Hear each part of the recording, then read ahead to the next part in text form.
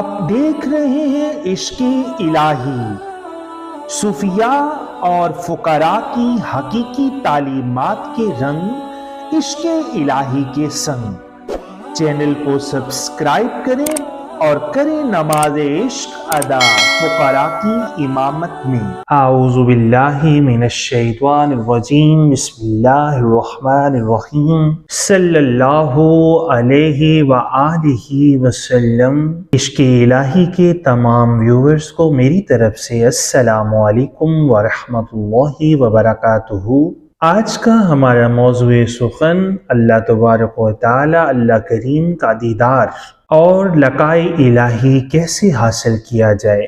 کیا لقائے الہی، دیدار الہی کے لیے ہمیں دنیا و فانی سے رخصت ہو کر جانا پڑے گا، یا کہ دنیا میں ہی اللہ رب العزت کا دیدار حاصل کیا جا سکتا ہے؟ تو دوستو، ہم اپنے ٹاپک کی طرف آتے ہیں۔ لوگ سمجھتے ہیں کہ اللہ کا دیدار کرنے کے لیے ہمیں کل نفس ذائقۃ الموت، یعنی کہ ہمیں موت سے گزرنا ہوگا، اس کے بعد ہی ہم اللہ کا دیدار حاصل کر سکتے ہیں۔ تو ایسا بالکل بھی نہیں ہے۔ اگر ایسا ہوتا تو حدیث مبارکہ میں کبھی بھی یہ نہ آتا کہ تو موت قبل ان تموت، کہ جو موت سے پہلے مر گیا وہ سدا زندہ رہے گا۔ کچھ لوگ یہ سمجھتے ہیں کہ اللہ کا دیدار ہمیں جنت میں ہوگا، لیکن وہ بھی صرف ان کو ہوگا جو دنیا میں اللہ کو دیکھ چکے ہیں۔ اگر مرنے کے بعد اللہ کا دیدار عام ہوتا تو نبی دنیا میں اللہ کا دیدار نہ مانگتے، بلکہ چپ چاپ دنیا سے چلے جاتے۔ نہ ہی نبی اکرم شفیع معظم سرور کونین تاجدار مدینہ صلی اللہ علیہ وآلہ وسلم کے امتی ہونے کی حسرت کرتے۔ اللہ تبارک و تعالی قرآن کریم میں ایک جگہ ارشاد فرماتے ہیں کہ جو شخص اس دنیا میں لقائے الہی سے یعنی دیدار الہی سے اندھا رہا، وہ آخرت میں بھی دیدار الہی کرنے سے اندھا رہے گا۔ من کانا فہذا اعمی، یعنی جو یہاں پر اندھے رہے وہ آخرت میں بھی اندھے رہیں گے۔ اس بات سے یہ بات ثابت ہو جاتی ہے کہ ہمیں دنیا کے اندر ہی اللہ تبارک و تعالیٰ کی معرفت و پہچان حاصل کرنے کی صحیح و کوشش کرنی ہے، اور تخلیق کائنات کا حقیقی مقصد بھی تو اللہ رب العزت کا یہی ہے کہ اللہ کی معرفت حاصل کی جائے۔ اور اللہ کی معرفت کے لیے سب سے پہلے ہمیں اپنی ذات کی معرفت حاصل کرنی ہے کہ ہم کیوں ہیں اور کیا ہیں اور کس لیے ہیں۔ جیسا حضرت ڈاکٹر علامہ اقبال رحمۃ اللہ تعالی علیہ آپ نے بھی فرمایا کہ اپنے من میں ڈوب کر پا جا سراغ زندگی، اگر تو میرا نہیں بنتا تو نہ بن، اپنا تو بن۔ تو دوستو، حضرت موسیٰ علیہ السلام نے جب اللہ کو دیکھنے کی خواہش کا اظہار کیا تو جواب آیا، موسیٰ لن ترانی، یعنی کہ تیرے اندر طاقت نہیں ہے، تو مجھے نہیں دیکھ سکتا۔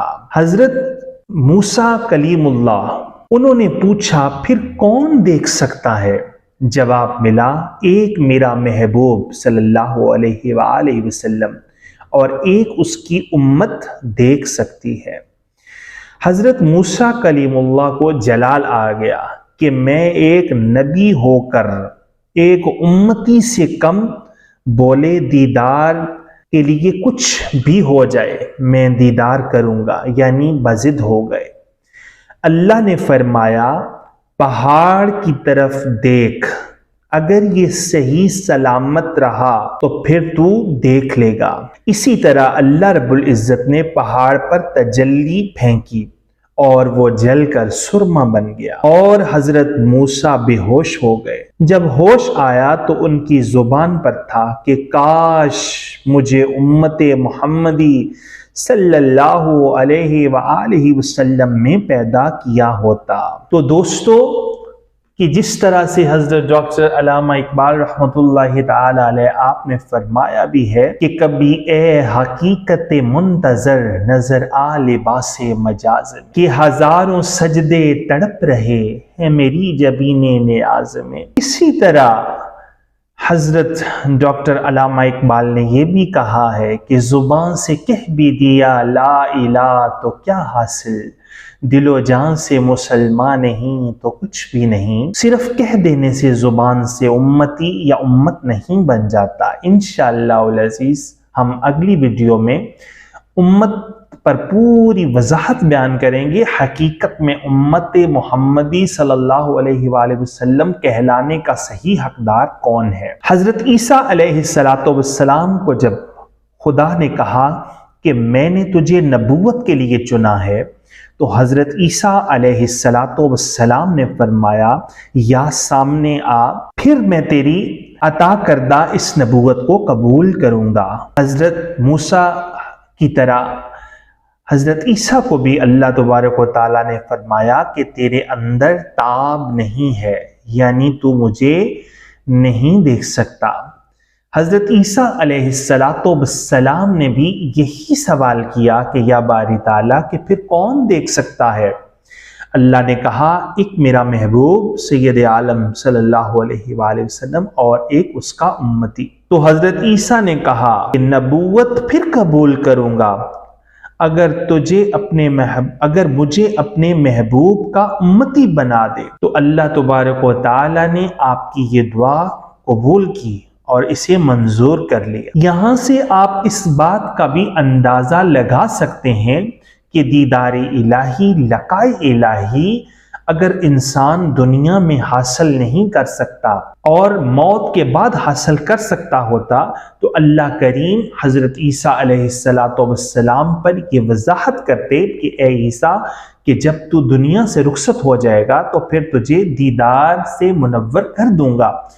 اگر ایسا ممکن ہوتا تو، لیکن ایسا ممکن نہیں تھا۔ اللہ نے یہ پہلے سے ہی قوانین بنا دیے تھے اور اللہ اپنے وعدے کے خلاف نہیں کرتا۔ اسی لیے اللہ نے حضرت عیسیٰ علیہ السلام کی یہ دعا قبول کی کہ انہیں دنیا میں واپس بھیجا جائے گا۔ اب حضرت عیسیٰ علیہ السلام دنیا میں امتی بن کر آئیں گے اور حضرت امام محمد مہدی علیہ السلام سے بیعت ہو کر، اور یہ بیعت بھی عام بیعت نہیں ہے، یہ شرعی و ظاہری یا اجتہادی بیعت نہیں ہے، بلکہ یہ حقیقی بیعت ہے۔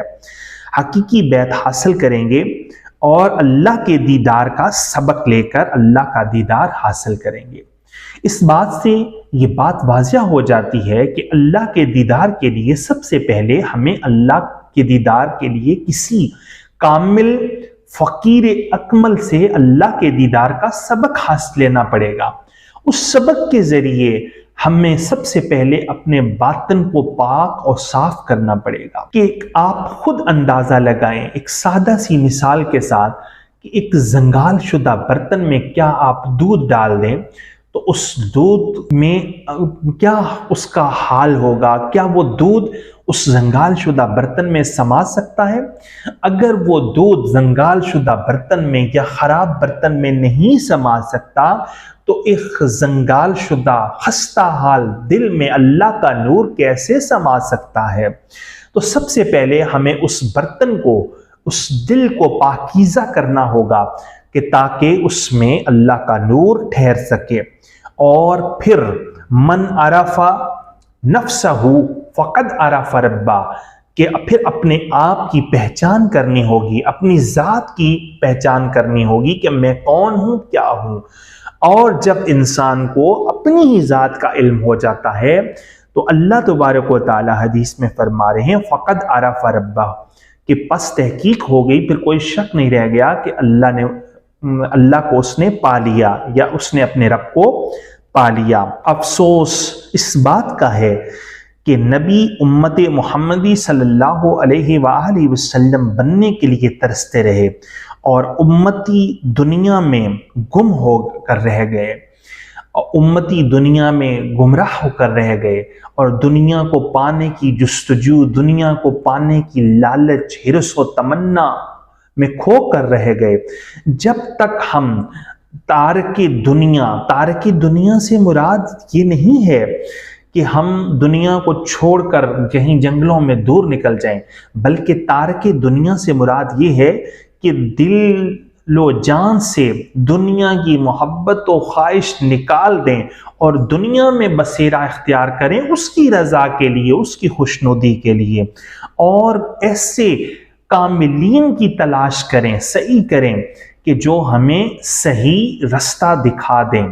صراط الذین انعمت علیہم، ان لوگوں کا رستہ جن پر اللہ نے اپنا انعام کیا ہے، اور وہ انعام کیا ہے؟ وہ انعام دیدار الہی کا ہی انعام ہے ان لوگوں پر، اور وہ تو تقسیم کرنے کے لیے بیٹھے ہیں اور مؤذن بن کر اذان دے رہے ہیں، اور اذان کی آواز ہمارے کانوں کو چھو کر نکل جاتی ہے، کیونکہ ہم محو دنیا میں مبتلا ہیں۔